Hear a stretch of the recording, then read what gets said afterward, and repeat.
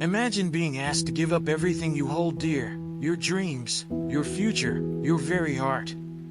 That's the shocking request God made of Abraham in Genesis 22. Here's the twist: Abraham's willingness to sacrifice his only son, Isaac, wasn't just about following orders. It was a test that went against every logical instinct, a divine challenge to his faith and obedience. This story, steeped in dramatic tension, isn't just an ancient tale but a powerful lesson for us today.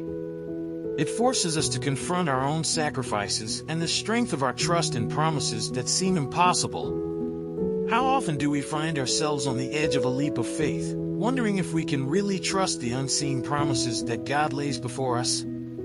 This journey through Abraham's willingness to sacrifice Isaac isn't just about an old story. It's about understanding the very essence of faith and obedience in our own lives. Dive in to discover why this ancient chapter holds a timeless lesson for your journey of faith. Let's read the chapter together. Sometime later God tested Abraham. He said to him, "Abraham." "Here I am," he replied. Then God said, "Take your son, your only son, whom you love, Isaac, and go to the region of Moriah. Sacrifice him there as a burnt offering on a mountain I will show you." Early the next morning Abraham got up and loaded his donkey. He took with him 2 of his servants and his son Isaac. When he had cut enough wood for the burnt offering, he set out for the place God had told him about. On the 3rd day Abraham looked up and saw the place in the distance. He said to his servants, "Stay here with the donkey while I and the boy go over there. We will worship and then we will come back to you." Abraham took the wood for the burnt offering and placed it on his son Isaac, and he himself carried the fire and the knife.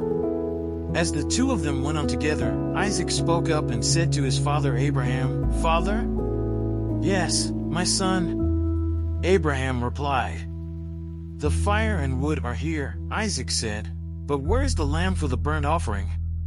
Abraham answered, "God himself will provide the lamb for the burnt offering, my son." And the 2 of them went on together. When they reached the place God had told him about, Abraham built an altar there and arranged the wood on it.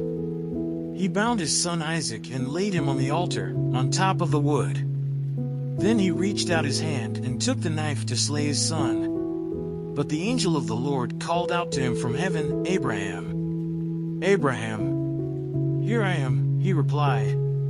"Do not lay a hand on the boy," he said. "Do not do anything to him. Now I know that you fear God, because you have not withheld from me your son, your only son." Abraham looked up, and there in a thicket he saw a ram caught by its horns. He went over and took the ram and sacrificed it as a burnt offering instead of his son. So Abraham called that place "The Lord will provide." And to this day it is said, "On the mountain of the Lord it will be provided." The angel of the Lord called to Abraham from heaven a second time and said, "I swear by myself, declares the Lord, that because you have done this and have not withheld your son, your only son, I will surely bless you and make your descendants as numerous as the stars in the sky and as the sand on the seashore. Your descendants will take possession of the cities of their enemies, and through your offspring all nations on earth will be blessed, because you have obeyed me." Then Abraham returned to his servants, and they set off together for Beersheba. And Abraham stayed in Beersheba. Sometime later Abraham was told, "Milcah is also a mother. She has borne sons to your brother Nahor, Uzi the firstborn, Buz his brother, Kemuel, the father of Aram, Kest, Hazo, Pildash, Jidlaph and Bethuel. Bethuel became the father of Rebekah. Milcah bore these 8 sons to Abraham's brother Nahor. His concubine, whose name was Reumah, also had sons, Tebah, Gaham, Tahash, and Maacah. Let's say a quick prayer to thank the Lord for his mercy. But first, if you found this exploration valuable, make sure to subscribe and turn on notifications. Stay tuned for more insights and practical wisdom that can guide you on your journey of faith and fulfillment. Hey God, just wanted to take a moment to say thank you. Thank you for the wisdom we've uncovered in this study. It's incredible how your word speaks to us, guiding us through the ups and downs of life.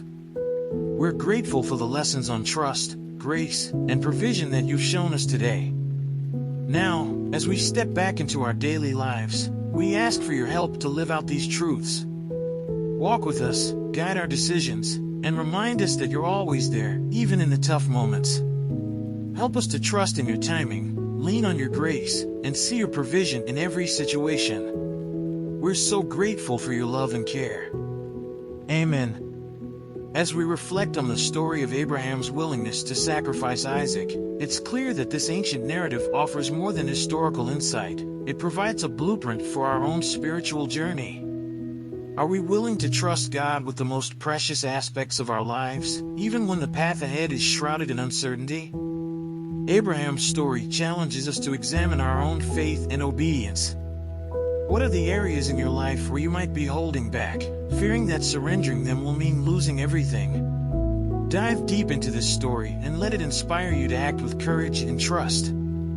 How might embracing this kind of faith transform your life? And, as always, don't forget to check the last video and learn more about Abraham's history.